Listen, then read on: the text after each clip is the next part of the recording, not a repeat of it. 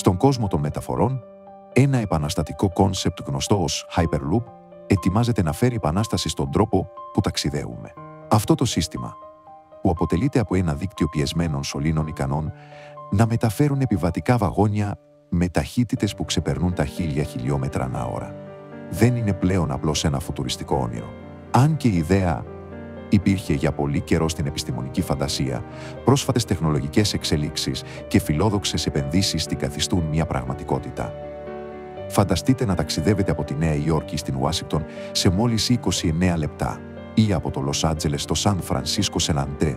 Αυτού του είδους υποσχέσεις προσφέρει το Hyperloop. Για δεκαετίες, οι καινοτόμοι παρουσίασαν εντυπωσιακές απεικονίσεις αυτής της καινοτομίας, συνδυάζοντας την αισθητική των διαστημοπλοίων με τα συστήματα μονόδρομων. Σήμερα, αυτό που κάποτε ήταν απλώς μια έννοια, κάνει σημαντικά βήματα για να γίνει μέρος της καθημερινής μας ζωής. Οι θεμελιώδεις αρχές του Hyperloop δεν είναι τελώς νέες. Στη δεκαετία του 8, η Νέα Όρκη πείραξε τη χρήση ατμοκινητικών συστημάτων, προπομπού του σύγχρονου υπόγειοξ. Αυτό το βραχύβιο σύστημα μετέφερε επιβάτες με μέση ταχύτητα 10 μιλίων ανά ώρα σε ένα μόνο τετράγωνο. Το 2003, ο επιχειρηματίας Elon Musk ανανέωσε την ιδέα με βελτιώσεις του θοκουσιού αιώνα. Το όραμά του περιλάμβανε σωλήνες σχεδόν καινού για να μειωθεί η αντίσταση του αέρα και μαγνητική ανύψωση για να εξαλειφθεί η τριβή των τροχών, επιτρέποντας τα βαγόνια να επιταχύνουν σε εκπληκτικές ταχύτητες με αξιοσημείωτη απόδοση. Ωστόσο, ο Μάσκ επέλεξε να μην ακολουθήσει αυτό το όραμα άμεσα, επικεντρώνοντας τις προσπάθειες του σκαξίμου σειράγων μέσω της Boring Company.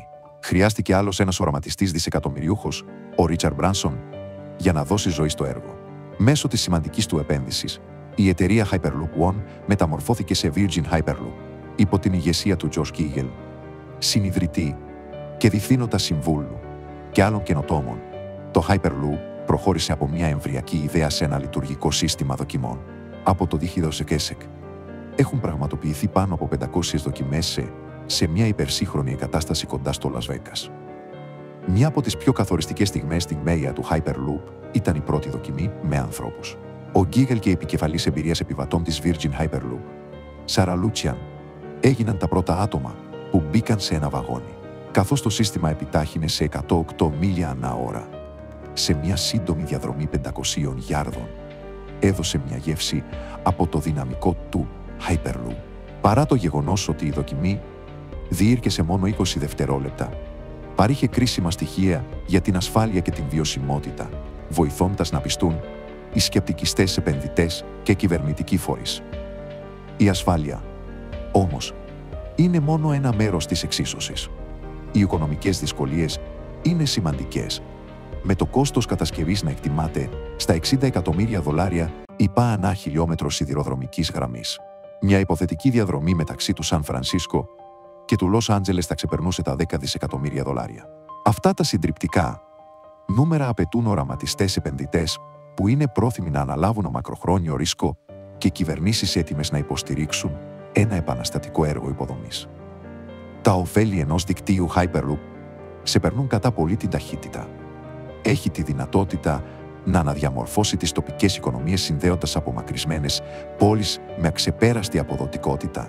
Για παράδειγμα, ένα ταξίδι από το Λίβερπουλ στο Μάντσεστερ, που αυτή τη στιγμή είναι μια δοκιμασία 2 ωρών με αυτοκίνητο ή τρένο, θα μπορούσε να μειωθεί σε μόλις 5 λεπτά.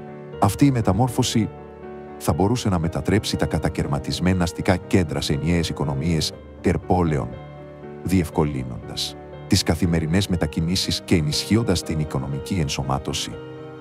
Σε αντίθεση με τα παραδοσιακά συστήματα σιδηροδρόμων, τα βαγόνια του Hyperloop είναι μικρότερα, χωρώντας από 12 έως 28 επιβάτες. Αυτός ο σχεδιασμός επιτρέπει ένα πιο ευέλικτο δίκτυο παρόμοιο με τους αυτοκινητόδρομους, όπου τα βαγόνια ταξιδεύουν απευθείας μεταξύ των προορισμών χωρίς να κάνουν στάσεις.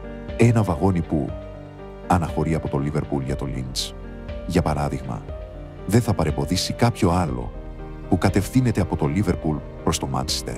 Αυτή η ευελιξία, σε συνδυασμό με τις υψηλές ταχύτητες, καθιστά το Hyperloop ελκυστική εναλλακτική τόσο για τις περιφερειακές αεροπορικές μετακινήσεις όσο και για τα παραδοσιακά τρένα. Τα περιβαλλοντικά ωφέλη ενός συστήματος Hyperloop είναι εξίσου πιστικά, αντικαθιστώντας τις πτήσεις μικρών αποστάσεων και μειώνοντας τις μεταφορές φορτηγών, θα μπορούσε να μειώσει σημαντικά τις εκπομπές διοξεσιτών. Κέντρα φορτίων ενσωματωμένα στα δίκτυα Hyperloop θα μπορούσαν να εξορθολογήσουν τη λογιστική, μειώνοντας την ανάγκη για ρηπογόνα φορτηγά, φωτοβολταϊκά, πάνελ και προηγμένες τεχνολογίες μπαταριών κατά μήκος της υποδομής των σωλήνων θα μπορούσαν να ενισχύσουν περαιτέρω τη βιωσιμότητά του, ευθυγραμμίζοντας το με τις παγκόσμιες προσπάθειες κατά της κλιματικής αλλαγής. Παρά αυτά τα πλεονεκτήματα, παραμένουν προκλήσεις. Η κατασκευή του απαιτούμενου δικτύου απαιτεί περισσότερα από καινοτόμο μηχανική. Απαιτεί συνεργασία μεταξύ κυβερνήσεων, ιδιωτικών επενδυτών και διεθνών οργανισμών. Στην Ευρώπη, για παράδειγμα, εταιρείες όπως η Hart Hyperloop ηγούνται του εγχειρήματος, εστιάζοντας στην τυποποίηση της τεχνολογίας και στην εξασφάλιση της αλληλοσυμβατότητας των συστημάτων σε όλη την Ήπειρο. Μια αδιάλειπτη εμπειρία Hyperloop, όπου οι ταξιδιώτες θα μπορούν να ταξιδέουν από τη Μαδρίτη στο Άμστερνταμ χωρίς να αλλάζουν συστήματα, απαιτεί συντονισμένες παγκόσμιες προσπάθειες. Οι εγκαταστάσεις δοκιμών είναι κρίσιμης σημασίας για την πρόοδο του Hyperloop. Στην Ολλανδία, η πίστα δοκιμών 30 μέτρων της Hart Hyperloop έχει επιδείξει βασικές τεχνολογίες συμπεριλαμβανομένου ενός καινοτόμου συστήματος αλλαγής λωρίδας. Σε αντίθεση με τους παραδοσιακούς διακόπτες σιδηροδρόμων που βασίζονται σε φυσική κίνηση, αυτό το σύστημα χρησιμοποιεί μαγνητικές δυνάμεις για να καθοδηγεί τα βαγόνια αδιάκοπα. Ενώ οι τρέχουσες δοκιμές περιορίζονται σε ταχύτητες 20 χιλιόμετρων ανά ώρα. Βρίσκονται σε εξέλιξη σχέδια για μια εγκατάσταση 2 και 6 χιλιόμετρων ικανή να επιτύχει ταχύτητες 700 χιλιόμετρων ανά ώρα. Εν τω μεταξύ, η Virgin Hyperloop κάνει πρόοδο στις Ηνωμένες Πολιτείες, την Ινδία και τη Σαουδική Αραβία. Η εταιρεία ανακοίνωσε πρόσφατα μια πίστα δοκιμών 6 μιλίων στη Δυτική Βιρτζίνια ως μέρος του κέντρου πιστοποίησης Hyperloop.